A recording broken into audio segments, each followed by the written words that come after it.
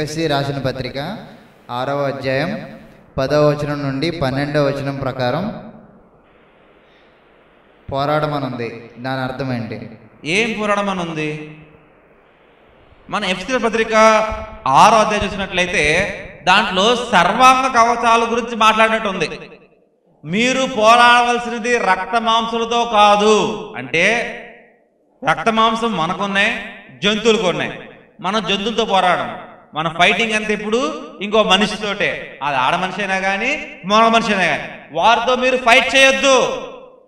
కానీ వారి పద్ధతులతో, ప్రిన్సిపాలిటీస్, వాటితో మీరు ఫైట్ చేయాలి అంటున్నాడు.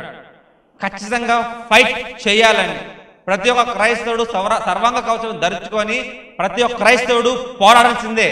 కానీ పోరాడాల్సింది ఒక పక్కన సహోదరుడితో కాదు. పోరాడవలసినది ఆ సాతాను శక్తులతో, అంధకార శక్తులతో, ఆ అధిపతులతో, ఆ వారి నిర్ణయాలతో, ప్రిన్సిపాలిటీస్తో మనం పోరాడమని బైబిల్ చెప్తుంది. కాబట్టి ఖచ్చితంగా పోరాడాల్సిందే. Thank you brother.